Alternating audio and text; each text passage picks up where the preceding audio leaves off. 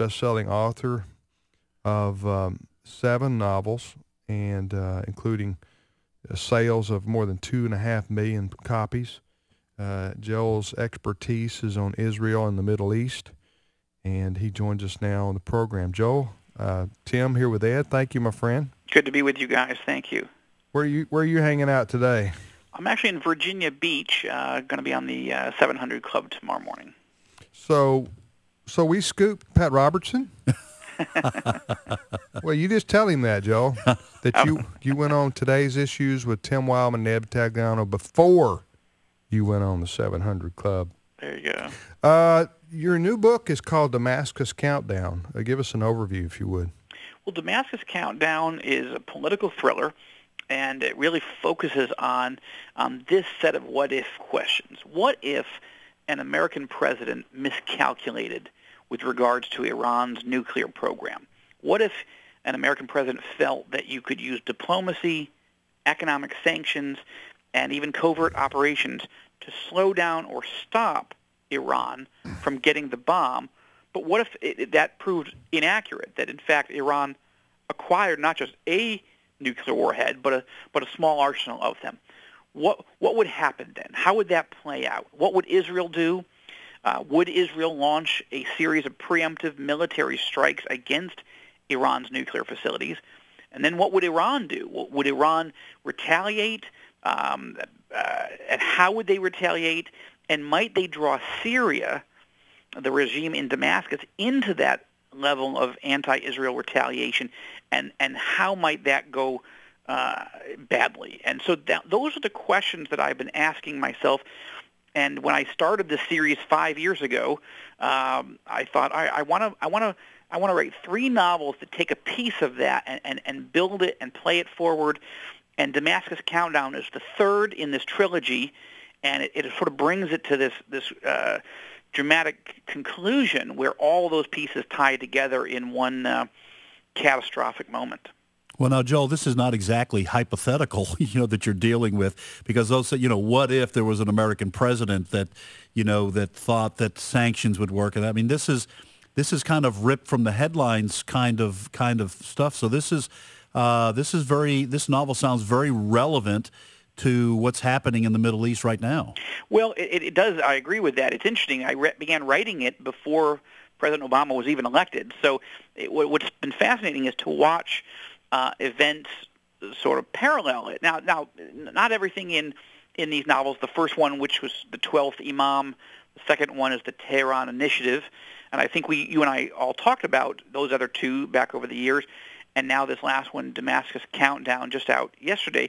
Yeah, I mean, there are many differences with what I'm writing about with what's really happening right now, but there are similarities that I can't say that I could have foreseen 5 years ago or even 2 years ago, but we're right at a moment now where President Obama is heading to Israel and the Middle East in just a couple of weeks.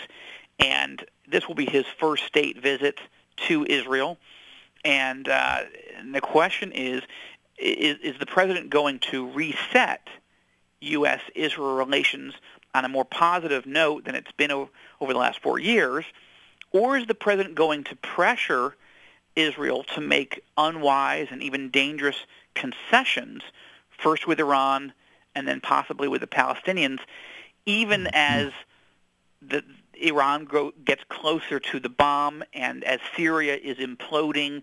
I mean, these are very dangerous circumstances, and I think it's interesting to have a novel out like this, like Damascus Countdown, right at the moment where the entire world's focus for the next few weeks is going to be the United States, Israel, Iran, and Syria.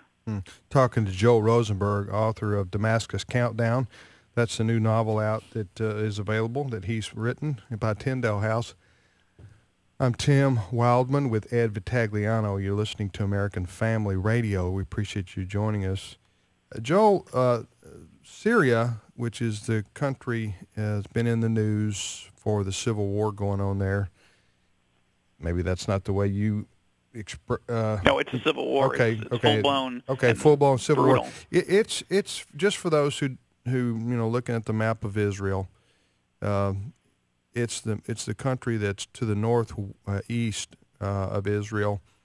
It's where Damascus is. That's the capital. Yes, that's the road to Damascus.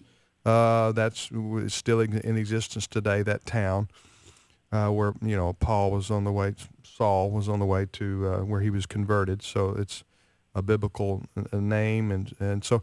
But that country has been in civil war. There's been thousands and thousands of people killed.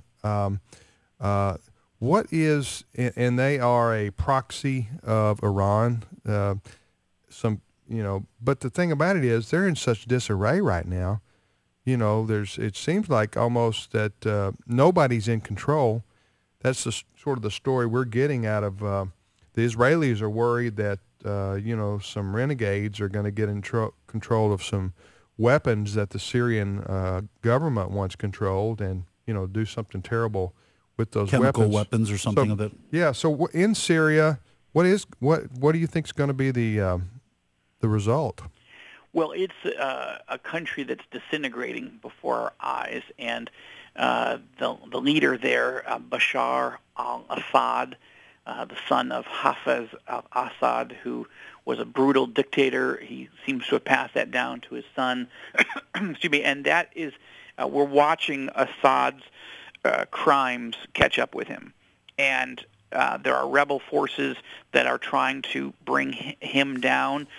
They have a large degree of weapons. They seem to be reasonably well trained, and they're gaining ground. The Syrian military that had been feared and had been very ferocious fighters against Israel over the last few decades are not showing themselves that strong.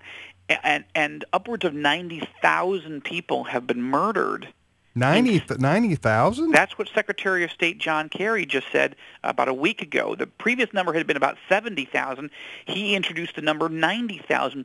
We're talking about 90,000 or so people murdered, killed in this type of fighting in the last 2 years. And that blood, I think, is crying from the ground for justice.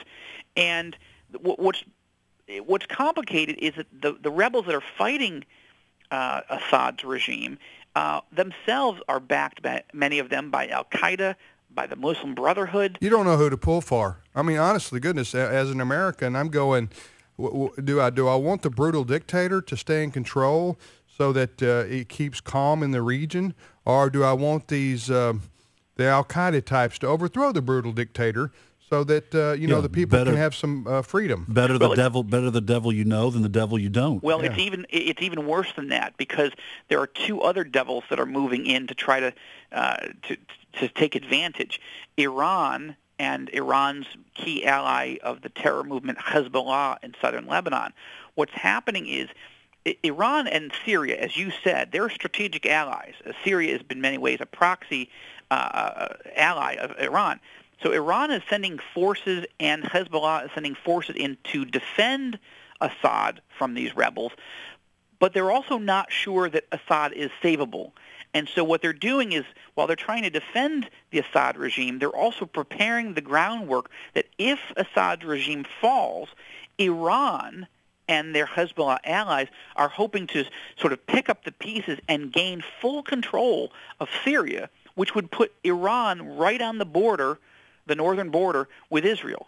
This is the countdown to the end of the nation of Syria as we have known her, and it could actually trigger a biblical prophecy, which I also write about in this book.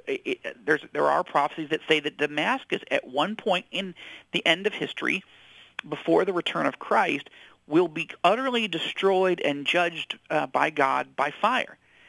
We don't have a lot of detail in Isaiah 17 or Jeremiah 49 on how it will happen, just that it will happen. And it's never happened in human history. Damascus is one of the oldest continuously inhabited cities on the planet, but the Bible is clear that at some point it will be destroyed and uninhabitable. And Damascus Countdown as a novel is, what if the current set of troubles were to actually set into motion the fulfillment of these Bible prophecies? Talking to Joel Rosenberg, author of Damascus Countdown. Is the book out now? It's available everywhere, isn't it? Yes, it released yesterday in hardcover, ebook, and audio. One big aspect of this whole situation with Iran and Israel that I haven't had explained to me satisfactorily. Is that even a word? It is. It is. Okay. I won't try to say it again, but I think you people understood what I was saying there. There's you're on a lot of medication. We understand for your cold. Okay. Yes. Here's the part I can't square, Joel. Iran, if it were to launch nuclear weapons at Israel, and we just mentioned that Syria, had been a proxy for Iran. And you're talking about weapons that would be fired within miles of Jordan, of Egypt, of Gaza, of Lebanon, Muslim countries. Now, granted, I know you got the Shiites and the Shia-Sunni thing going on there. But I'm just saying, if those countries can't be thrilled about the idea of Iran, launching nuclear weapons that are exploding right, a few miles from their cities, even if they are killing Jews. Yeah. No, you're right, and there is deep concern by really every group that you mentioned, and you need to add to that the Saudis. You need to add to that the Emirates in the Gulf. I mean, there are people who are terrified of the Persian bomb. And part of that is because there's not just a split historically between Sunni Muslims and Shia Muslims. There's also a deep, deep divide between Arab Muslims and Persian Muslims. It was the Arabs who invaded Iran, which was then known as Persia, many centuries ago, conquered the Persians and forced them to become Muslims. Now, so the Persians don't think of themselves, I mean, they're not Arabs, and there's deep enmity historically between that. Remember, people who know their Bible history know that it was Nebuchadnezzar who controlled what we now know as Iraq. That was the kingdom of Babylonia, and then they were taken over by the Media Persians. This has been a battle that's as old as the Bible, and it remains today. And the Arab world is terrified that the Persians might get nuclear weapons, and there is a lot of talk that if Iran does get the bomb, that Arab countries are going to start a feverish effort to get their own. The only person that seems okay, the Arab leader that seems okay with Iran getting the bomb, seems to be the leader of Syria, because they're allies, and because he would like to have the cover of an Iranian bomb to protect him from Israel. But we are possibly weeks or months away from Israel making a decision to possibly launch a massive preemptive military strike on Iran, and that will become very telling to see, will Iran and Syria work together to try to retaliate against Israel? And Damascus Countdown is a novel that sort of takes you inside those countries as my fictional CIA agent is on the ground in Iran, in Syria, trying to stop these things from happening, but things start spinning out of control. Joel, let me ask you this, just in kind of following up what you're talking about and what Tim raised, the specter of a nuclear attack on Israel. Even if it just comes from one country, Iran, I've heard for years that Israel has a policy. It reminds me of the mutually assured destruction, the MAD policy between the U.S. and the Soviet Union when it was still in existence. Right. But the policy was, I think, is called the Samson option or the Samson policy, yep, right, where Israel has basically said, look, it doesn't matter who fires it.